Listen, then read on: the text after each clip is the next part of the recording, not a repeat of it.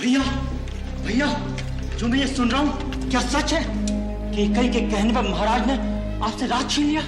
लक्ष्मण, माता कैकई को कैकई कहकर कब से पुकारना सीख लिया तुमने? आप बुलाओ उसे माता।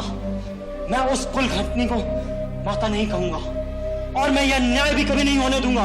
भैया, मेरा यह धनुष केवल शोभा की वस्तु नहीं है। मैं इस धनुष से महाराज की चतुर्गणी सेना का अकेला सामना कर सकता हूँ। लक्ष्मण, महाराज ने क्या समझा है? राम बड़ा विनयशील है, वो चुपचाप सब कुछ सहन कर लेगा। उन्हें नहीं मालूम कि राम के नाम पर मर मिटने वाले लोग चुप नहीं रहेंगे। सारी जनता विरोध कर देगी और फिर जनता की भी क्या आवश्यकता है? उनका ये दास लक्ष्मण अकेला ही महाराज और उनकी पूरी सेना के लिए पर्याप्त है।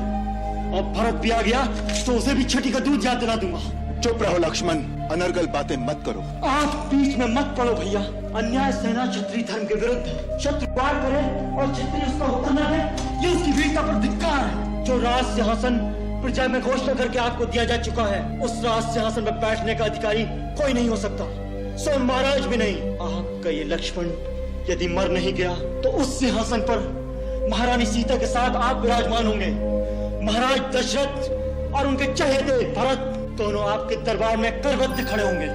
वाह, कितना सुंदर चित्र है। पिता हाथ बांधे सामने खड़ा है और पुत्र अपनी पत्नी के साथ आसन पर बैठा उन्हें आज्ञा दे रहा है। आकाश से उतरकर देवता भी आएंगे इस दृश्य को देखने के लिए कि अयोध्या में मानव सभ्यता ने कितनी उन्नति कर ली है। परंतु जब पिता ही अपने आचरण से गिर जाए, अपने धर्मात्मा पुत्र को एक स्त्री के सामने मत करो लक्ष्मण। यदि तुम्हारे इतने ही नीच विचार हैं, तो मुझे भैया कहना छोड़ दो और आज के बाद मुझे अपना मुंह न दिखाना। भैया, ये आप क्या कह रहे हैं? मैं आपके बिना कैसे जीवित रहूंगा? भैया, आप मेरे भगवान हैं। आपके साथ कोई अन्याय करे, आपके साथ कोई अत्याचार करने की बात करे, मैं कैसे चुप रहूं? ये तुमसे किसने कह दिया कि मुझ पर कोई अन्याय हो रहा है या मुझ पर कोई अत्याचार हो रहा है? ये बातें जो तुमने कही, अत्याचार तो ये है जो तुम अपने बड़े भाई पर कर रहे हो और अपने पिता पर कर रहे हो। पिता पर? हाँ, पिताश्री पर। उनकी पीड़ा को समझते हो? जानते हो कि उनकी समस्या क्या है? जानते हो कि उन जैसा धीर वीर पुरुष इस समय किस धर्म संकट में है? जो स्त्री मोह में फंसेगा उसकी यही दशा होगी।